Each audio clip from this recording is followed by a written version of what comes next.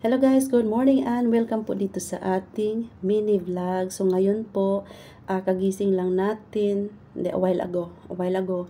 Tapos, ito, diretso tayo dito. So ganito yung mukha natin ngayon. Ito yung aurahan natin ngayon, may natira pang makeup dyan. Kasi kagabi nag-tutorial makeup ako.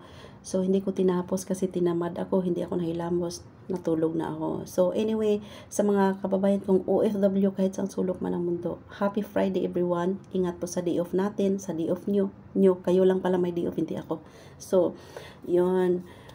Minsan talaga, tayo mga OFW, bibigay yung katawan natin. Katulad ko kagabi, ngayon, nakita nyo naman siguro kagabi na gumawa ako ng apoy para sa barbecue. So ngayon, yung usok sa akin talaga napunta lahat kasi ako lang naman ang andon. Ako naman yung nagluluto, di ba?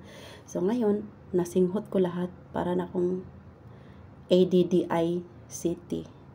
Sakit ng ulo, sakit sa mata, sakit sa ilong, dumagdag pa itong tonsillitis ko guys, mga kalula. So ito po yung bilang isang OFW or kung gusto mo maging OFW, ito yung lagi mong tandaan talaga.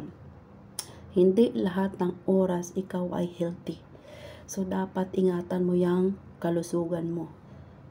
At saka kung gusto mo talaga mag-abroad, iyan talaga ang lagi mong paghandaan. Kung gusto mong dalhin yung gamot lahat galing Pilipinas, dalhin mo na. Kasi dito, hindi lahat ng amo tatanungin ka kung okay ka lang. Kung gusto mo ng gamot, may naramdaman ka ba? Magpahinga ka. Wala. Siguro mga 70% lang siguro mga amo na ganyan. Yung amo ko, alhamdulillah, ganyan sila, tinatanong nila ako kung okay lang ba ako, ano, ganito, ganyan, magpahinga ka. Pero ako naman yung mahiya, no? Siyempre,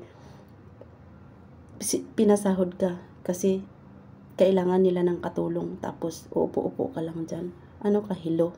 Nakakahiya din. Siyempre, mahiya din naman tayo eh.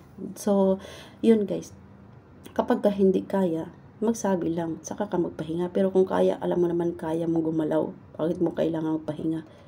'Di ba? So, baka mamaya sa kakapahinga mo, papauwiin ka ng amo mo kasi ano yan, pahinga ka na lang ng pahinga, hindi ka na magtrabaho, 'di ba? So, yan po yung pinakamahirap talaga na parte ng buhay ng isang OFW ang magkasakit. Then, pasalamat na lang tayo kung doon sa may mga special someone na mag-comfort na in times ka nang magkasakit sila, may magsasabi na gusto mong masahiin kita, gusto mong ganito, ganyan.